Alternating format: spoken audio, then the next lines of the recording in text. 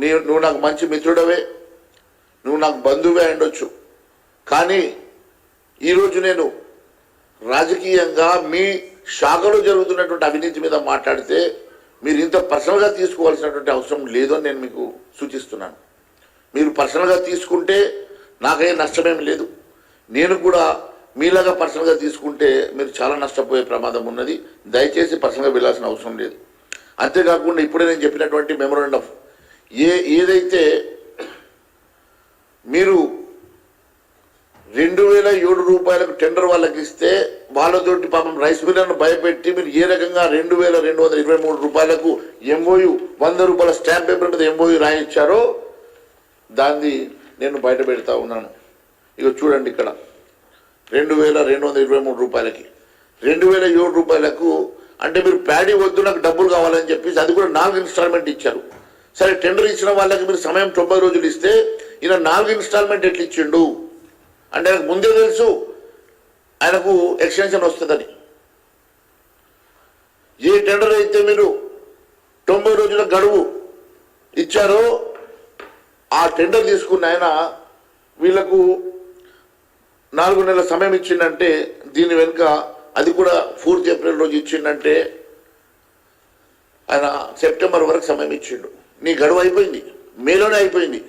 మేలో గడువు అయిపోతే నువ్వు ఏప్రిల్లో ఇంకా వారికి 4 నెలల సమయం ఇచ్చినావంటే ఇంకా నీకు ఎక్స్టెన్షన్ ఆల్రెడీ నీకు అష్యూరెన్స్ వచ్చినట్లుగానే నేను భావిస్తున్నావా? మరి ఏ రకంగా ఈ అగ్రిమెంట్ ఫ్లోట్ అయిందో దీనికి సమాధానం చెప్పాలని చెప్పేసి నేను కోరుతున్నా. మీరు పూర్తిగా అవినీతిలో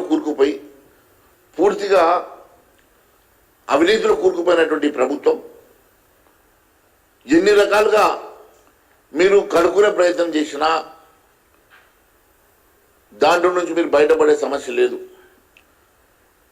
నేను ఒకటే అడుగుతా ఉన్నాను, ఈరోజు పీడిఎస్ పబ్లిక్ డిస్ట్రిబ్యూషన్ సిస్టంలో పూర్తిగా కేంద్ర ప్రభుత్వం నిధులతోటి ఒక వ్యక్తికి 5 కిలోల చొప్పున డిస్ట్రిబ్యూషన్ జరిగేటువంటి బియ్యం కూడా ఈరోజు పూర్తిగా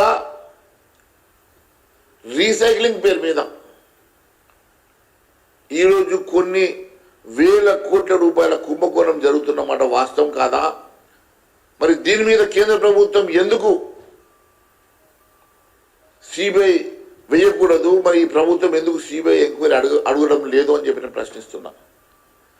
ఈ రాష్ట్ర ప్రభుత్వం వెంటనే దీని మీద సమగ్ర దర్యాప్తు జరపాలా, సిట్టింగ్ జడ్జితో కానీ సిబిఐతో కానీ ఎంక్వైరీకి ఆర్డర్ ఇవ్వాల్సిందిగా నేను గౌరవ ముఖ్యమంత్రి గారిని కోరుతా ఉన్నాను. ఇప్పుడు మంత్రి ఉత్తమ్ కుమార్ రెడ్డి గారికి వీరి మీద విమర్శ వస్తే ముఖ్యమంత్రి మీద అనుమానపడుతున్నాడు. ముఖ్యమంత్రి మీద విమర్శ చేసిన రోజు ఆయన ఈయన మీద అనుమానపడుతున్నాడు. అరే మీరు ఎవరి మీద అనుమానపడండి, మీరు ఎవరి మీద ఒకరినొకరు మీకు మీ మధ్యన కోఆర్డినేషన్ లేకుంటే మీరు ఇబ్బంది పడండి. కానీ అనవసరమైనటువంటి పర్సనల్ అలిగేషన్ చేస్తే బాగుండదు, జాగ్రత్త అని చెప్పి తెలియజేస్తా ఉన్నాను. నిన్న మీరు ఏలెత్తి చూపిస్తూ ఉన్నారు మమ్మల్ని, ఏలెత్తి భయపెట్టే మాదిరిగా ఒక మంత్రిగా నువ్వు మమ్మల్ని భయపెట్టే మాదిరిగా నువ్వు మాట్లాడుతూ ఉన్నావు. మీ కుందేల సప్పుడుకు భయపడేటోళ్ళు ఇక్కడ ఎవరు లేరు. మీరు ఏ రకమైనటువంటి గంభీరంకి పోయినా కూడా భారతీయ జనతా పార్టీ నాయకులు ఎప్పుడు కూడా భయపడాలని మరొకసారి తెలియజేసుకుంటూ ధన్యవాదాలు తెలియజేస్తా ఉన్నాను. Any questions?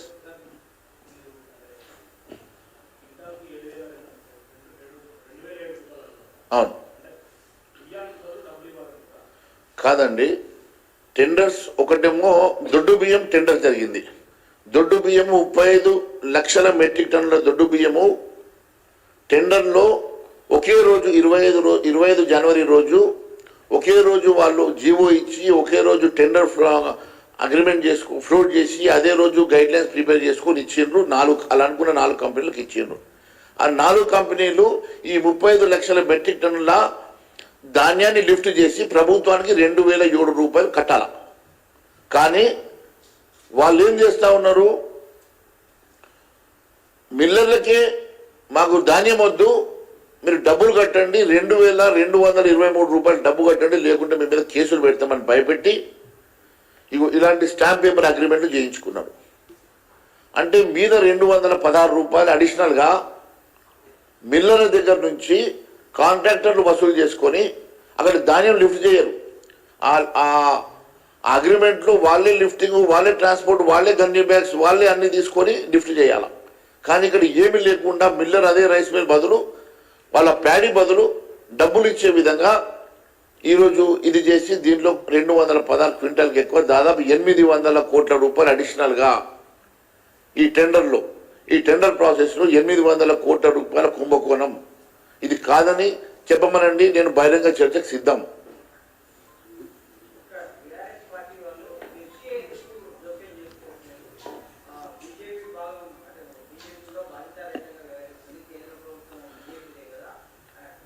ఎఫ్సిఐ ప్రతి రూపాయి ప్రభుత్వానికి కడుతున్నది.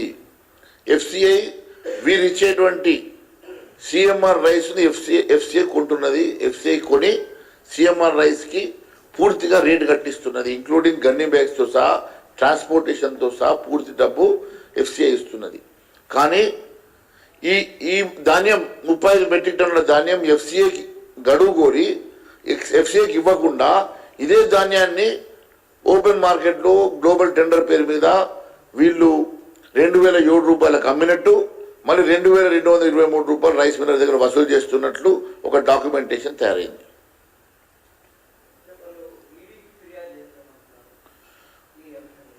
అన్నారా? అంటే సంతోషమే. మేమే అంటున్నాం, మేమే అడుగుతున్నాం, మీడియాని సిబిఐ దీంట్లో ఎంక్వైరీ జరగాలని చెప్పి అడుగుతున్నాం. దీంట్లో ఖచ్చితంగా